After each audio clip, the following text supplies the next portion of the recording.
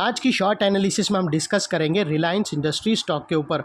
दोस्तों आज की एनालिसिस काफ़ी शॉर्ट टर्म एनालिसिस रहेंगी। इसका जो होल्डिंग पीरियड है वो या फिर इंट्राडे या मैक्स टू मैक्स 1 और 2 डेज का स्विंग ट्रेड ही रहेगा, क्योंकि दोस्तों हम जो वर्क कर रहे हैं वो 4 आवर्स के टाइम फ्रेम पे हम हमारी स्ट्रेटेजी बना रहे। तो वो लिहाज से दोस्तों जितना टाइम फ्रेम लोअर रहेगा उतना ही हमारा होल्डिंग पीरियड भी कम रहेगा, टारगेट भी शॉर्ट रहेगा और स्टॉप लॉस भी छोटा रहेगा।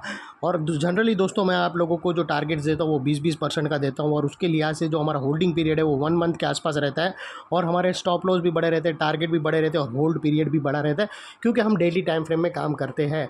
और दोस्तों अगर आप यहाँ पर जो स्ट्रेटेजी हमारी बन रही है वो 4 आवर्स टाइम फ्रेम में बन रही है, वो लिहाज से जो टारगेट तकरीबन आएंगे वो 2.5 से 3% के हैं, और हमारा स्टॉप लॉस भी छोटा रहेगा, और टाइम पीरियड मैक्सिमम 1 और 2 डेज़ का। ये स्ट्रेटेजी एग्जैक्टली वैसी है, कुछ दिन पहले मैंने TCS के ऊपर दिया था। अगर दोस्तों मेरा मोस्ट रिसेंटली TCS का वीडियो निकाल कर अगर देखो मेरी चैनल का, तो आप लोगों को पता चलेगा मैंने इंट्राडे के 1 और 2 डेज़ का एक शॉर्ट टर्म एनालिसिस दी थी TCS की, और परफेक्टली वर्क करी थी टारगेट के साथ। उसके पहले मैंने बैंक निफ्टी में रेंज ट्रेड दिया था, वो भी परफेक्टली वर्कआउट हुआ था। कुछ इसी तरह दोस्तों यहाँ पर मैं रिलायंस इंडस्ट्री में ही दे रहा हूँ। यहाँ इससे दोस्तों आप लोगों को एक चीज़ समझ में आई होगी कि दोस्तों आपका जो होल्ड पीरियड होता है कोई भी स्टॉक या कोई भी इक्विटी के अंदर, जो होल्डिंग टाइम फ्रेम है वो डायरेक्टली डिपेंड करता है कौन से टाइम फ्रेम में काम कर रहे हो। अगर बड़े टाइम फ्रेम में काम कर रहे हो तो उसका आपका जो स्टॉक का जो होल्डिंग पीरियड है वो भी बड़ा रहेगा, और अगर आप शॉर्ट टाइम फ्रेम में काम कर रहे हो तो वो लिहाज से आपका होल्डिंग पीरियड भी कम रहेगा। तो दोस्तों सीधा जाते हैं हम यहाँ पर स्ट्रेटेजी पे। यहाँ पर आप क्लियरली देख सकते हो कि हम काम कर रहे हैं 4 आवर्स टाइम फ्रेम में। तो यहाँ पर जो स्टॉप लॉस रहेगा वो क्लोजिंग बेसिस पे 4 आवर्स की कैंडल रहेंगी, ना कि डेली कैंडल, ना ही 1 आवर की कैंडल। ओके, और दोस्तों अगर आप देखो तो ये वो टॉप एरिया था जहाँ से करेक्शन का आगाज़ हुआ था, और यहाँ से कुछ ऐसी downward sloping parallel channel stock के अंदर बनी थी 4 आवर्स टाइम फ्रेम में। और जब तक स्टॉक ये डाउनवर्ड स्लोपिंग पैरेलल चैनल में था 4 आवर्स के, यहाँ पर स्टॉक ने प्राइस वाइज करेक्शन दिया और back to back lower lows hit हुए। दोस्तों अगर आप देखो तो पहला लोअर लोज यहाँ हिट हुआ, सेकंड लोअर लोज यहाँ हिट हुआ, थर्ड लोअर लोज यहाँ पर हिट हुआ। लेकिन दोस्तों आपको एक चीज़ नोटिस करना है, यहाँ पर अभी भी हायर हाइज रजिस्टर्ड नहीं हुआ है। और सेकेंडली अगर आप देखो तो इसने just downward sloping parallel channel को ब्रेकआउट किया है। तो अभी यहाँ पर दोस्तों एक ऐसी चार्ट पैटर्न मिली है जिसके अंदर मल्टीपल चीज़ एक साथ ब्रेकआउट होंगी।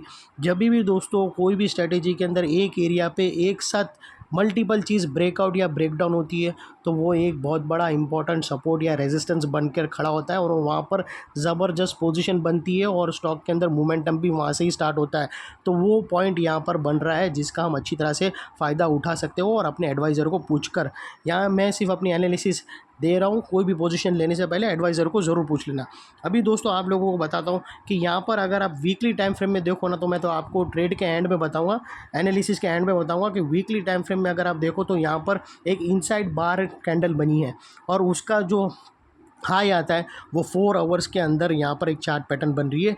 दोस्तों अगर मैं आप लोगों को यहाँ पर बताऊँ, मैं फ़िलहाल ये लोअर लोज को निकाल देता हूँ।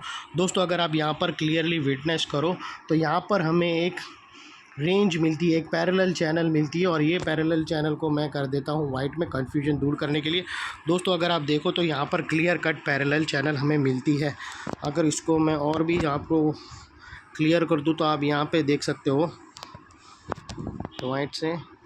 दोस्तों अगर आप देखो ना तो यहाँ पर हमें एक रेंज मिल रही है। अभी वो रेंज दोस्तों ये एक रेंज है, अभी वो रेंज वाइट लाइन देख लिए, अभी वो एनी मूवमेंट दोस्तों ये रेंज का अपर एंड ब्रेकआउट होने की तैयारी में, क्योंकि दोस्तों रेंज के अपर एंड पर मार्केट टटल रहा है, स्टॉक टटल रहा है, यानी वेरी ऑब्वियस है कि ये ऊपर वाली रेंज टूटेगी। जैसे ही दोस्तों 4 आवर की कैंडल ये ऊपर वाली रेंज तोड़े, यानी 2968 के ऊपर 4 आवर्स की कैंडल क्लोजिंग दे दे, 4 आवर्स की कैंडल, यानी ट्यूसडे को जब मार्केट ओपन होगा तो सीधा घुस के एंट्री नहीं लेने का। ट्यूसडे की मार्केट ओपन होगी और 4 आवर्स की कैंडल जब डेट से मतलब 145 के आसपास बने क्लोज होती है, तो अगर 4 आवर्स की कैंडल ये जो वाइट लाइन है उसके ऊपर क्लोजिंग होती है, तो फिर दोस्तों ये एक डार्वस बॉक्स आपका चार्ट पैटर्न एक्टिव हो जाएगा। और इसके एक्टिव होते होते यहाँ पर 3 बड़ी चीज़ एक साथ होंगी, वो मैं आप लोगों को क्लियर कर दूँ।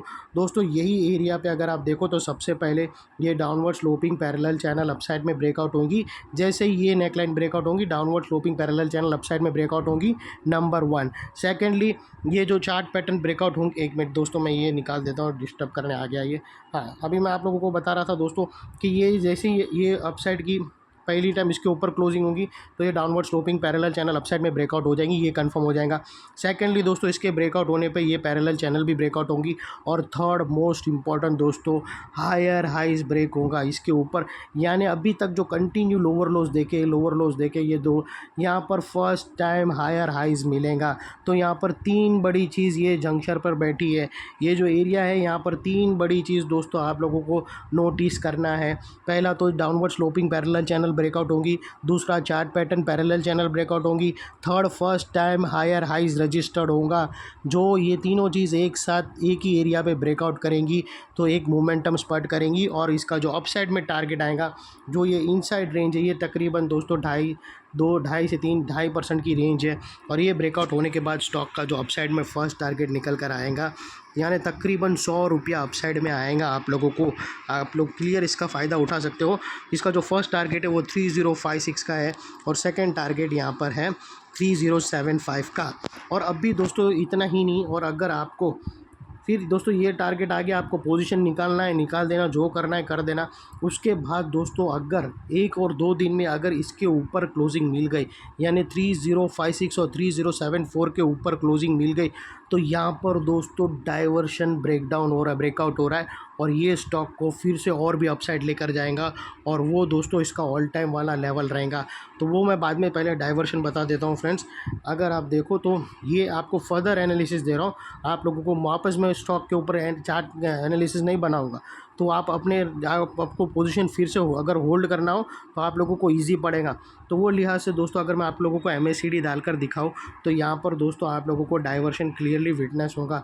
प्राइस एक्शन के जो लोअर लो स्विंग है वो यहाँ से डाउन साइड टिल्ट हुए है और यहाँ से अप साइड में, और यहाँ पर दोस्तों डाइवर्शन ब्रेकआउट हो रहा है। तो इधर दोस्तों जैसे ही ये दो नेकलाइन ब्रेकआउट होंगी तो यहाँ पर डाइवर्शन का मोमेंटम भी एक्टिव होगा। और वो लिहाज से दोस्तों फिर जो टारगेट्स निकल कर आएंगे स्टॉक के, वो तकरीबन 3200 के आएंगे। और वो टारगेट रीच होने से पहले बीच में यहाँ पर एक गैप है जो एक रेजिस्टेंस फेस करेगा, जिसको हम ब्लू में कर देंगे। तो दोस्तों ये थी very short and sweet analysis, आप लोगों को एकदम इजी तरह से बताया। सेम ऐसी एनालिसिस दोस्तों मैंने TCS में बताई थी और अच्छा खासा मोमेंटम कैप्चर हुआ था दोस्तों। क्लियरली है, जैसे ये ब्रेकआउट होंगी आपका पहला टारगेट ये होगा, और उसके बाद अगर क्लोजिंग यहाँ पर मिल गई, डेली क्लोजिंग इसके ऊपर मिल गई, तो फिर दोस्तों आप वापस पोजीशन ले सकते हो और टारगेट ये भी रख सकते हो। और सेकेंडली दोस्तों जैसे ही ये नेकलाइन ब्रेकआउट होगी तो यहाँ पर मल्टीपल पॉजिटिव फैक्टर्स एक साथ ब्रेकआउट होते हुए मिलेंगे। यहाँ पर दोस्तों downward sloping parallel channel upside में ब्रेकआउट हुई, यहाँ पर lower lows first time higher highs में शिफ्ट हुए, और यहाँ पर पैरेलल चैनल ब्रेकआउट होते हुए तुम्हें मिलेंगी। तो वो लिहाज से ये एरिया एक स्ट्रॉन्ग सपोर्ट बनेगा। अगर टारगेट हिट होने के बाद वापस स्टॉक नीचे आया और यहाँ पर अगर रेजिस्टेंस फेस करने आया, नेकलाइन को टेस्ट करने आया, तो ये नेकलाइन का एरिया एक स्ट्रॉन्ग सपोर्ट का काम करेगा और स्टॉक को अपसाइड में पुश करेगा। और यहाँ पर फिर से अगर कोई पॉजिटिव चार्ट पैटर्न बनता है तो एक बार फिर से री एंट्री करके यहाँ पे फिर से अपसाइड राइड भी कर सकते हो। तो ये थी दोस्तों शॉर्ट एनालिसिस। अच्छी लगे तो प्लीज़ चैनल को लाइक शेयर सब्सक्राइब करना। Thank you friends.